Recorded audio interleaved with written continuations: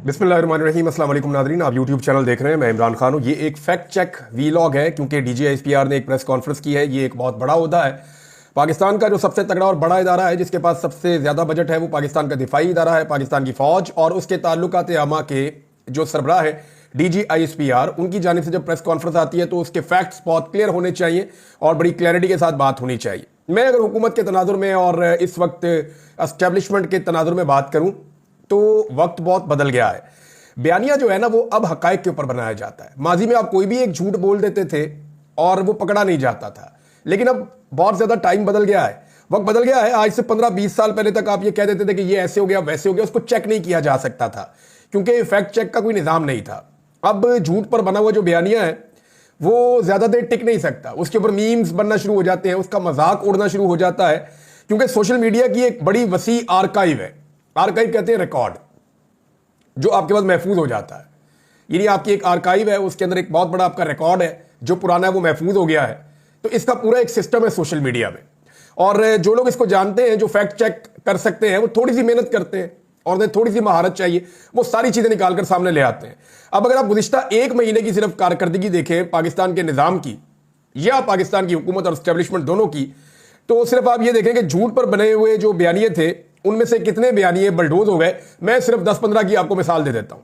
यानी पहला बयानिया ये था कि गोली नहीं चली, फैक्ट चेक, फौरी तौर पे लोगों ने निकाल के वीडियो लगा दी, जनाब ये गोली चल रही है, गोलियों की आवाजें आ रही हैं, धड़ाधड़ आवाजें आ रही हैं। फिर ये टॉप ट्रेंड किया, गोली क्यों चलाई। दूसरा, रेंजर्स एहलकारों को तरीके इंसाफ ने शहीद किया। वो लाइन ऑफ ड्यूटी शहीद जरूर हुए हैं, ड्यूटी पे आए हुए थे, वो शहीद हुए, लेकिन वो जिस शख्स ने उनको गाड़ी के नीचे दिया वो फौरी तौर पे फैक्ट चेक हो गया और सारे हकाइक सामने आ गए। नंबर 3, कोई शख्स डी चौक में गोली लगने से जख्मी या जाँ बहक नहीं हुआ। उसके बाद आपने देखा लोगों ने बाकायदा दिखाए एक्सरे और एक एक बंदे ने, जितने जख्मी थे उनके इंटरव्यूज आए, जो लोग शहीद हुए उनके साथ जो लोग मौजूद थे वो आए, फिर जिन लोगों को गोलियां लगी उनकी जो वीडियोस बनी वो भी आ गई। ये सारा रिकॉर्ड आपके सामने आ गया, फैक्ट चेक हो गया। नंबर 4, अस्पताल में बुलेट इंजरी वाले नहीं आए, अस्पताल के डॉक्टरों ने खुद फैक्ट्स बता दिए आलमी मीडिया को और वो सारी दुनिया के सामने आ गए। चौथा, झूठ पकड़ा गया। पांचवां, झूठ पे लगा हुआ बयानिया बनाया कि एक भी लाश दिखा दे। पाकिस्तान तहरीक इंसाफ ने अब तक 13 लाशें दफनाई है और 13 की वीडियोस मौजूद हैं, जबकि जो लापता है उनके बारे में अभी पता ही नहीं है किसी को कि वो कहां है, जिंदा है या नहीं है। छठा झूठ, पश्तूनों को इस्लामाबाद में निशाना नहीं बनाया गया। उसके बाद जो पश्तूनों ने इंटरव्यूज दिए और उन्होंने बताया कि जनाब मुझे उठाकर ले गए, कोई बंदा बता रहा है मुझे उठाकर ले गए। इवन जो हुकूमत के अपने हमायती हैं उन्होंने कहा जी हमारे घरों में काम करने वाले हमारे साथ जो हमारे कुलीग्स हैं पश्तून, उनको पुलिस उठा कर लेकर जा रही है। सातवां बयानिया जो झूठा बनाया गया, सिक्योरिटी फोर्सेज मुसल्ला नहीं थी। फिर ये तो BBC ने और अल जजीरा ने दिखा दिया। अब ये बयानिया जो है ये बात अभी DGISPR ने भी की कि सिक्योरिटी फोर्सेज मुसल्ला नहीं थी। अब उस वक्त से लेकर अब तक फैक्ट चेक हो रहा है सोशल मीडिया के ऊपर, धड़ाधड़ जो है वो वीडियो और तस्वीरें लगाई जा रही है जहां पे सिक्योरिटी फोर्सेज के पास 24, 25, 26 तारीख को हथियार मौजूद थे और वो हथियार चला भी रहे हैं। आठवां, रिचर्ड ग्रेनल का अकाउंट जाली है।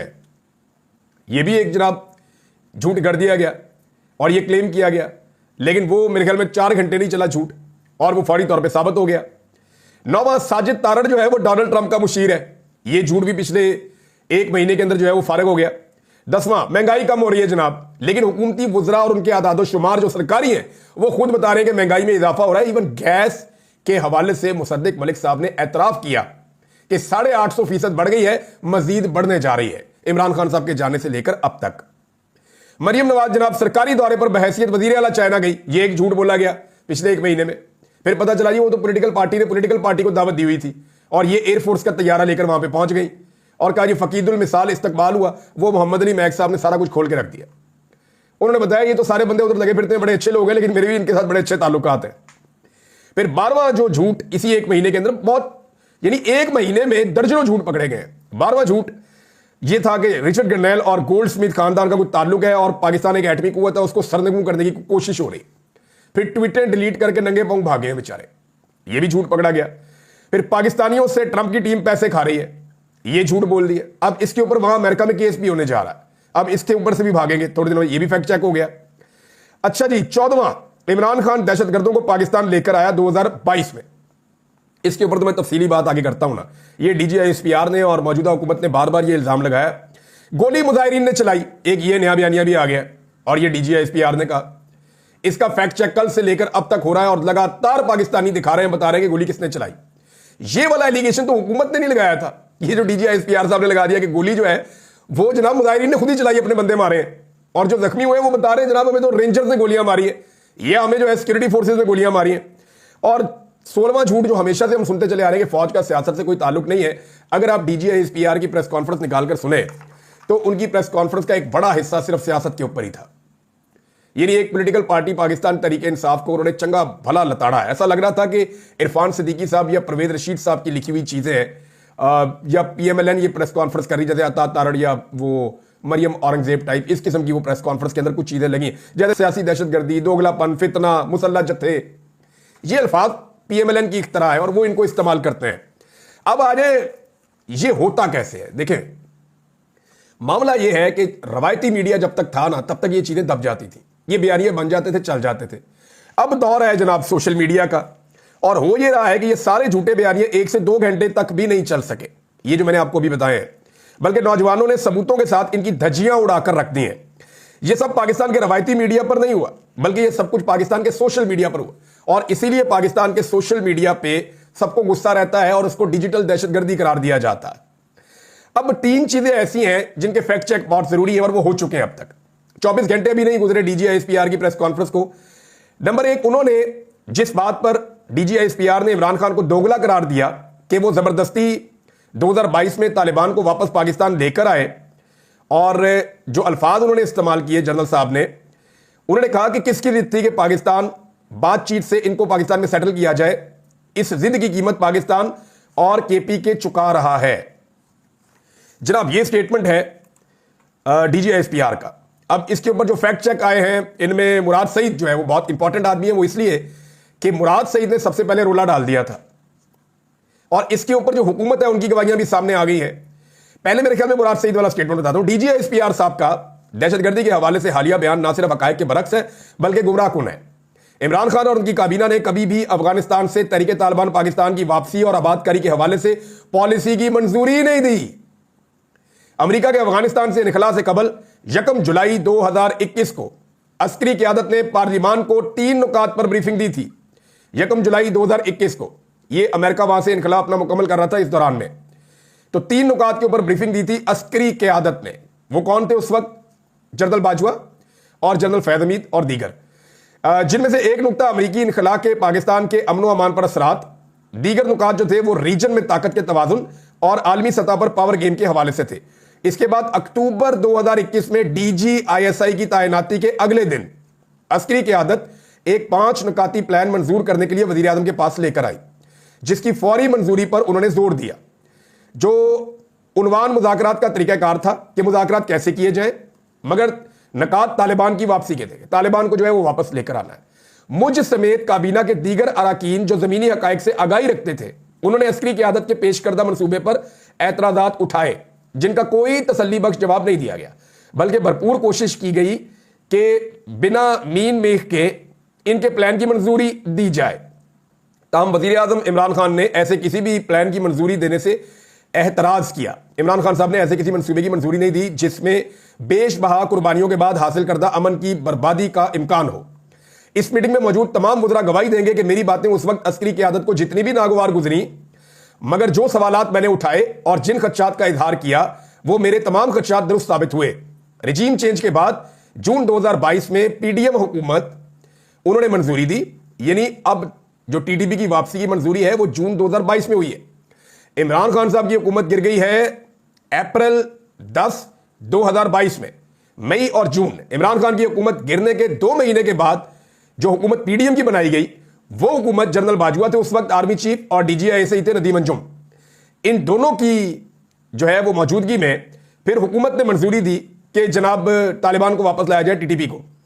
और इसके बाद पहला वफद अफगानिस्तान गया, जिससे सबको लाइलम रखा गया। तब जब दहशतगर्दी की वापसी के मुतालिक मैंने बहुत एहतियात से सवालात उठाए। अच्छा, ये वो वक्त है जब मुराद सईद से मेरी भी बात हुई थी।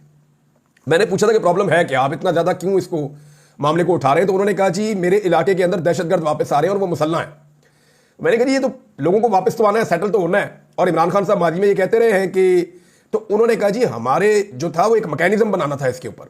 ऐसा नहीं हो सकता कि लोग हथियारों के साथ वापस आए, और जो किसी ने वापस आना है उसका आने का कोई तरीका होता है, और ये हमें लाइलम रखा जा रहा है। और ये मुसल्ला लोग हैं जो वापस आ रहे हैं और इनके वापस होने से नुकसान होना शुरू हो गया है और कुछ कार्रवाइयां हो रही हैं खैबर पख्तूनख्वा में। उन दिनों में जो है वो टारगेट किलिंग शुरू हो गई थी, कुछ दहशतगर्दी के वाकयात भी हो रहे थे और लोगों से भत्ता भी मांगा जा रहा था। तो ये सारे हकाइक मुझे मुराद सईद ने उस वक्त बताए थे। उसके बाद मुराद सईद ने एक बहुत बड़ी कंपेन चलाई थी, जिसके बाद मुख्तलिफ दीर के इलाकों में, स्वात के इलाकों में, मालाकंड के डिफरेंट एरियाज में और डिफरेंट पाकिस्तान के इलाकों में बहुत बड़े बड़े एहतजाज हुए थे, जिसमें किसी पॉलिटिकल पार्टी का नहीं, सारी पॉलिटिकल पार्टीज के और आम शहरियों ने हिस्सा लिया था। और उसके बाद इतना मजबूर किया आम शहरियों ने कि जो मुसल्ला लोग अफगानिस्तान से आए थे उनको घेरा डाला हुआ था पहाड़ों के नीचे से। खैबर पख्तूनख्वा की पुलिस ने, महमूद खान की हुकूमत थी, और वो फिर वापस बॉर्डर क्रॉस करके अफगानिस्तान गए थे। और ये काम करने में मुराद सईद का एक बहुत बड़ा हाथ था, जिसके बाद मुराद सईद को बहुत धमकियां दी गई दोनों जानिब से, यानी एस्टेब्लिशमेंट की जानिब से भी उनके बकौल, और उन्होंने कहा मुझे धमकियां पहुंचाई गई हैं, और दूसरी जानिब उन्हें तालिबान टीटीपी की जानिब से भी धमकियां दी गई। रियासती इदारों की नीयत भांपते हुए मैंने अपनी कौम से रुजू किया और तारीख में पहली मरतबा पुरअमन तहरीक के जरिए हमने अपने इलाकों को इन अनासर से खाली कराया। मुझे बताया गया कि यह इनखला आर्जी है और बर्फ पिघलने पर गर्मी तो बढ़ेगी, मगर इससे पहले आपका बंदोबस्त किया जाएगा। अब ये जनाब उन्होंने बताया कि 2022 से 2023 तक मैं तकरीरें करता रहूं, बहुत सारी चीजें इसमें मौजूद हैं। और उन्होंने कहा कि इमरान खान के दौर में ना ड्रोन हमला हुआ और ना दहशतगर्द आए और ना आपकी गलत पॉलिसियों की मंजूरी देकर कौम को नई जंग का ईंधन बनने दिया गया। DGSPR साहब का दिया गया बयान हकायक से इतना बरक्स है कि मैं हैरान हो गया हूं कि इतनी जिम्मेदार पोस्ट के ऊपर बैठी हुई इतनी बड़ी शख्सियत इस तरह का स्टेटमेंट कैसे दे सकती है। ये एक सियासी पॉलिटिकल पार्टी का बयानिया तो हो सकता है कि अपने सियासी मुखालिफ को नुकसान पहुंचाया जाए, लेकिन एक इतने बड़े इदारे का बयानिया कैसे हो सकता है जिनके पास सारी इंस्टीट्यूशनल मेमोरी मौजूद है, उनके पास एक एक चीज का रिकॉर्ड मौजूद है। वो कैसे कह सकते हैं कि जनाब ये इमरान खान ने किया था। राणा सनाउल्लाह का स्टेटमेंट देख लें, ये तो बड़े फेवरेट है। ये राणा सनाउल्लाह का स्टेटमेंट है जी, 7 जुलाई 2022, जून में मुज़ाकरात होते हैं यानी तालिबान को वापस लाने के हवाले से, और टीटीपी के लिए वफ्द जाता है अफगानिस्तान उसके बाद, और राणा सनाउल्लाह साहब उस वक्त वजीरे दाखिला थे। राणा सनाउल्लाह साहब कह रहे हैं the parliamentary committee on national security unanimously agreed to continue talks with Tehreek-e-Taliban Pakistan. All the politicians attending the meeting agreed on having a dialogue with the banned outfit. All the proceedings will be supervised by the parliament.